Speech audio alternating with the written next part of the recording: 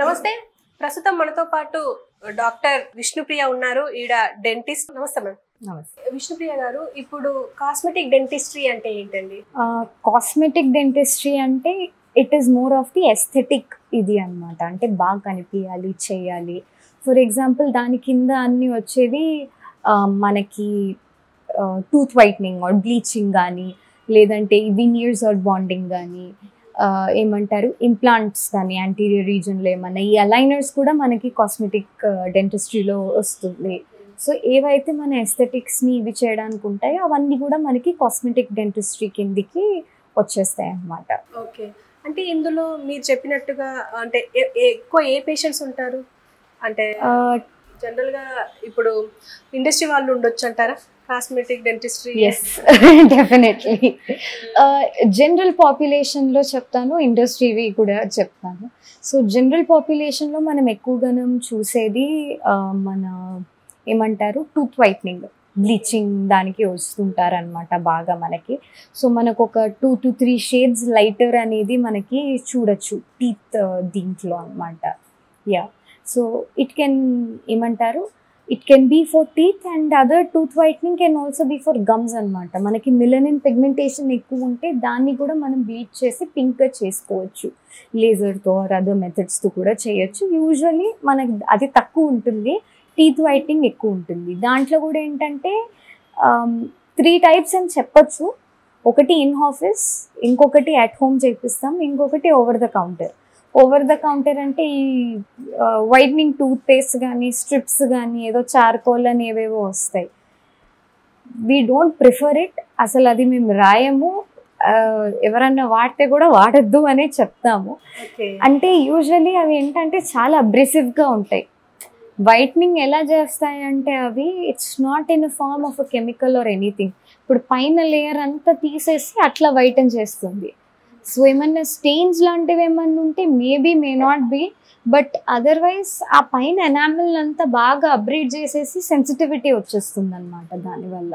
So అందుకే ఈ whitening toothpaste కానీ, వైట్నింగ్ స్ట్రిప్స్ కానీ అట్లాంటివి వాడద్దు అనే చెప్తాం మేమైతే. They very abrasive in nature. Next ఏంటంటే in office tooth whitening. In office tooth whitening ఏంటంటే ఒక సిరీస్ ఆఫ్ విజిట్స్ లాగా పిలుస్తాం అనమాట. ఒక 10 days తర్వాత రండి, 2 weeks తర్వాత రండి, 1 month తర్వాత రండి. Will give you a schedule and దాని పరంగా వచ్చి అయితే కెమికల్ బ్లీచింగ్ కానీ, లేజర్ బ్లీచింగ్తో కానీ, ఏదన్నా యూవీ కానీ ఏదో అంటే ఏ మెథడ్ వాడితే ఆ మెథడ్ వల్ల యాక్టివేషన్ దాంతో చేపించి ఇది చేస్తాం. నెక్స్ట్ అట్ హోమ్ అని అన్నాను కదా. అట్ హోమ్ ఏంటంటే మేమే పిలిచి ఇంప్రెషన్స్ అవి తీసుకుంటాము. దాంతో ఒక స్పెషల్ ట్రే ఫ్యాబ్రికేట్ చేసి దాంట్లో పెట్టే కెమికల్స్ ఏదో ఒకటి పెట్టి ఇంట్లో రాత్రిపూట చేసుకునేటట్టు చేస్తాం. ఇప్పుడు ఈ రెండిటితో డిఫరెన్స్ ఏంటి అని చెప్పాలంటే ఇన్ ఆఫీస్ చేసే దాంట్లో మీకు రిజల్ట్స్ చాలా తొందరగా కనిపిస్తాయి. సో ఇప్పుడు ఫస్ట్ సిట్టింగ్లోనే మీకు ఒక విజిబుల్ చేంజ్ అనేది తెలిసిపోతుంది అనమాట, కనిపించేస్తుంది. అట్ హోమ్ ఏంటంటే కొంచెం టైం పడుతుంది. Like you have to go through few sittings for you to see it. ఈ ఇన్ ఆఫీస్ అయితే ఇమీడియట్గా ఓకే నేను వచ్చాను, నా పని అయింది అని ఒక సాటిస్ఫాక్షన్ ఉంటుంది అన్నమాట. ఎంత టైం పడుతుంది అంటే ఈ టీత్ వైట్నింగ్ అంటున్నారు కదా, దానికి డ్యూరేషన్ ఎంత టైం పట్టొచ్చు అంటారు? మనకి పేషెంట్కి ఉన్న షేడ్ని బట్టి ఉంటుంది. So some people may require 1 sitting, some may require 2 sittings. 20 to 40 minutesలో చేయొచ్చు, డిపెండింగ్. అదే అంటే ఇంకా సివియారిటీని బట్టి అండ్ ఏవైతే వాడుతున్నామో, యూవీ లైట్తో క్యూరింగ్ చేస్తున్నామా, లేజర్తో బ్లీచింగ్ చేస్తున్నామా, దాన్ని బట్టి కూడా మనకి duration of the treatment are the sitting అనేది కూడా మారుతుంది అనమాట. వినియర్స్ అండ్ స్మైల్ మేకోవర్స్ అంటారు కదా. ఓకే, సో వినియర్స్ ఏంటంటే మనకి వినియర్స్ ఒకటి, బాండింగ్ ఒకటి, smile makeover. There smile makeover is like combination of everything అనమాట. వినియర్స్ ఏంటంటే ఓకే బాండింగ్ చెప్తాను because it's much more easier. ఇప్పుడు ఎవరికన్నా కొంచెం మిస్ షేప్డ్ టీత్ కానీ, చిప్ అయిపోయినా అంటే కొంచెం ఇరిగిపోయినా, కొంచెం పన్ను ఊడిపోయింది అట్లా ఏమన్నా ఉంటే, కొంచెం సందు ఉంది పైన 2 టీత్ మధ్యలో అట్లా ఏమన్నా ఉంటే వినియర్స్ ఆర్ బాండింగ్ చేయొచ్చు. బాండింగ్ ఏం లేదు, ఇప్పుడు మన దగ్గర ఒక ఫిల్లింగ్ మెటీరియల్ లాగా ఉంటుంది. దాన్ని నీట్గా టీత్ పైన పెట్టేసి దాన్ని నీట్గా షేప్ చేసేసుకొని క్యూర్ చేసేస్తాం, అంతే, డన్, అంతే, దట్స్ ఇట్. ఇట్ స్టేజ్ అనమాట. ఈజీ చెప్పడానికి యూజ్, అంటే మంచి స్కిల్ ఉండాలి దాన్ని, అంటే స్కల్ప్టింగే కదా అది కూడా. సో ప్రాపర్ ప్రపోర్షన్స్ అనేది మనము రిస్టోర్ చేస్తాం. బట్ ఏంటంటే ఇది ఎక్కువ రోజులు ఉండదు, 2 to 5 years బాగా ఇది చేస్తే 10 years, but it's very rare. 2 years కంటే ఎక్కువ ఉండేది. ఇది కూడా ఇరిగిపోవడము చేయడము, ఎందుకంటే జస్ట్ అతికిస్తున్నాం టూత్ పైన, మెటీరియల్ తీసుకొని జస్ట్ ఇట్లా అద్దుతున్నాం దాని మీద. So this is your bonding. Veneers ఏంటంటే, వినియర్స్ ప్రాసెస్ ఏంటంటే, ఇప్పుడు ఇది టూత్ అంటే దాని మీద ఉన్న లేయర్ కొంచెం తీస్తాం, ఎనామిల్ కొంచెం ట్రిమ్ చేస్తాము, దాని మీద మళ్ళీ కొంచెం ఏజెంట్స్ అవి యాడ్ చేసి, క్యాప్స్ ఐడియా ఉంటాయి కదా, ఇప్పుడు నార్మల్గా క్యాప్స్ ఇలా పెడతాం, veneer is a half cap, just 2 mm 1 mm thickness ఉంటుంది, దాన్ని ఇట్లా అతికిచ్చేస్తాం ముందర పళ్ళకి, ఇట్లా గ్లూ చేసి పెట్టేస్తాం అనమాట. So these are your veneers. So ఇందాక అడిగారు కదా మీడియా వాళ్ళు, ఇండస్ట్రీ వాళ్ళు, ఎస్, ఈ వినియర్స్ అనేవి చాలా ఎక్కువగా వచ్చేసాయి అన్నమాట. So this is there. ఇవి మనకి ఒక 5 to 10 years బాగా మెయింటైన్ చేస్తే 15 years వరకు వచ్చే ఛాన్సెస్ ఉంటాయి. బట్ చాలా డైట్ రెస్ట్రిక్షన్స్ ఉంటాయి వీటి వల్ల మనకి. అంటే దీంట్లో కూడా ఏ గట్టి పదార్థాలు తినొద్దు, ముందర పళ్ళతో గట్టి పదార్థాలు జనరల్గా మనం తినము. అంటే ఇప్పుడు గట్టిగా ఏమన్నా తింటే వెనకాల పళ్ళతోనే కొరుకుతాం, బట్ ఇక్కడ మనకి డిఫరెన్స్ ఎక్కడ వస్తుందంటే యాపిల్ కొరకకూడదు. అలాంటి చిన్న చిన్నవి that we take for granted, అట్లాంటివి చేయకూడదు. ఇప్పుడు మురుకులు ఎవరు మనము ఇట్లయితే కొరకం, వెనకాల పళ్ళతోనే కదా కొరికేది. సో ఇవి ఉండదు. ఈ బైటింగ్ దగ్గరే మనకి మెయిన్గా డిఫరెన్స్ వస్తుంది అనమాట. స్మైల్ మేకోవర్ అంటే అన్ని కలిపి. ఇప్పుడు స్మైల్ మేకోవర్ అంటే comprehensive treatment planning of everything. ఇప్పుడు నాకు అలైనర్స్ కావాలి, అలైనర్స్ తర్వాత నేను వినియర్స్ పెట్టాలి, వెనకాల పళ్ళు మిస్సింగ్ అయితే నేను మళ్ళీ వచ్చి ఇంప్లాంట్ పెట్టాలి, ఇవన్నీ ఇట్స్ కాంప్రిహెన్సివ్ ఇది అనమాట, స్మైల్ మేకోవర్. ఇప్పుడు ఇంకొకటి ఏమొచ్చిందంటే now we are talking about cosmetic dentistry. Cosmetology కూడా ఉంది ఇప్పుడు కొత్తగా.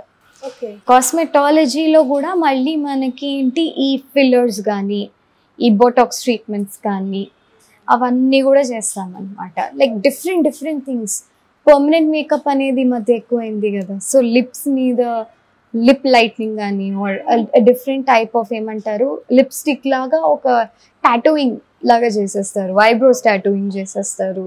It all comes under cosmetology. So ఇది కూడా మీ కిందకే వస్తుందా? ఇది అంటే మేము కాస్మెటాలజిస్ట్ని పిలిపించి చేయిస్తాము. So they are dentist who are trained in cosmetology, they are going to be doing it అట్లా. సో ఏమంటారు, it comes under this horizon. ఇప్పుడు ఫర్ ఎగ్జాంపుల్ ఎలా చెప్పాలి, కొంతమందికి ఈ చిన్ అనేది డెఫిషియెంట్ లాగా అనిపిస్తుంది. సో మనకి 2 ఆప్షన్స్ ఉంటాయి.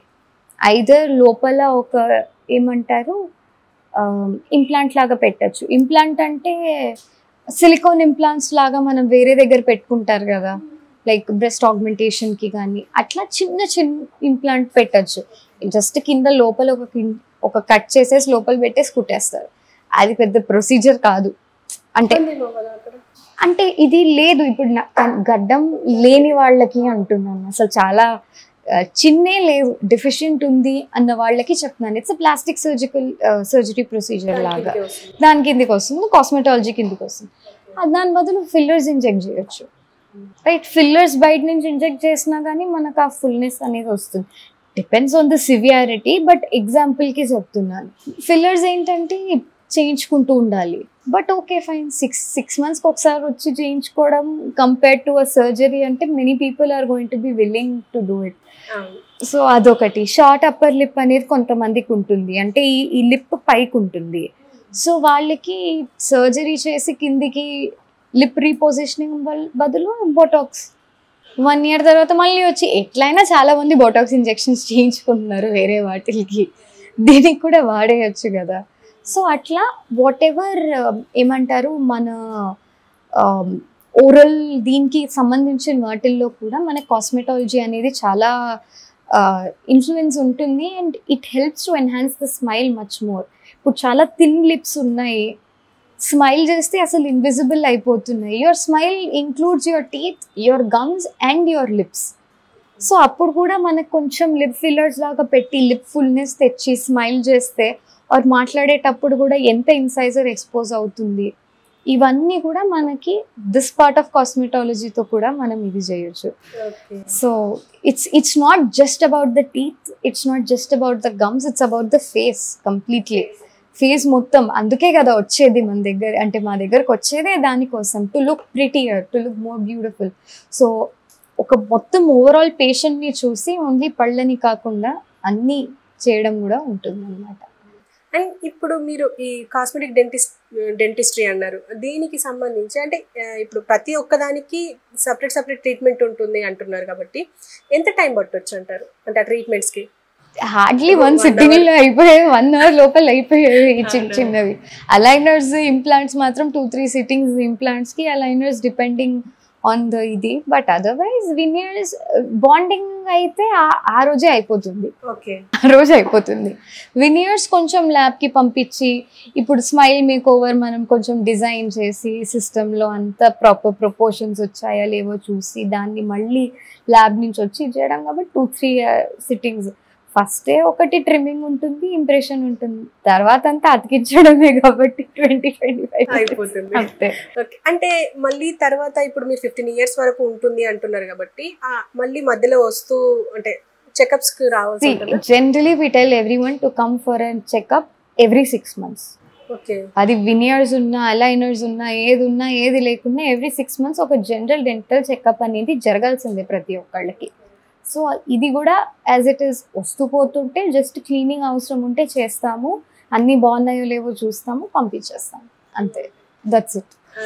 దానికి మించి ఏమీ చేయనక్కర్లేదు స్పెషల్గా. ఈ కాస్మెటిక్ డెంటిస్ట్రీలో మీరు అన్నట్టుగా ఇంకా ఏమైనా డిఫికల్టీస్ ఉంటాయంటారా? డిఫికల్టీస్ అంటే అది లేదు, మిస్కన్సెప్షన్స్ లాంటివి ఏమన్నా ఉన్నాయి అని అంటే చాలామంది ఏమనుకుంటారంటే, అంటే to convince the patient they think that it is for the rich people. ఇప్పుడు జనరల్గా ఏమనుకుంటే వినియర్స్ ఇవంతా డబ్బున్నోళ్ళే చేయించుకుంటారు ఆర్ ఓన్లీ ఎస్థెటిక్ రీజన్స్కి చేయించుకుంటారు, బట్ అది యాక్చువల్లీ కాదు. ఇప్పుడు కాస్మెటిక్ డెంటిస్ట్రీ చాలా పెద్దది. ఇప్పుడు బ్రేసెస్ పెట్టించుకున్నా కానీ అది కాస్మెటిక్ కిందికే వస్తుంది, ఏమంటారు వైట్నింగ్ చేయించుకున్నా కాస్మెటిక్ కిందికే వస్తుంది. సో అంటే కొన్ని ప్రొసీజర్స్ డెఫినెట్లీ కాస్ట్లీ ఉంటాయి, కాదని నేను అనను. బట్ ఇంకా అంటే అంత కాస్ట్లీ ప్రొసీజర్స్ కూడా కానివి కూడా ఉంటాయి. And it's not just about the looks, ఊరికే చూడ్డానికి బాగుండాలి కాబట్టి చేయించుకునేది మాత్రమే కాదు. ఇప్పుడు పళ్ళు వంకరగా ఉన్నాయి, అవి నేను స్ట్రైటన్ చేయించుకుంటున్నాను, అలైనర్స్ అవనియండి, బ్రేసెస్ అవనియండి, వాట్ ఎవర్ ఇట్ ఈస్. ఇప్పుడు ఇలా ఉండే పళ్ళని క్లీన్ చేయడం చాలా కష్టం.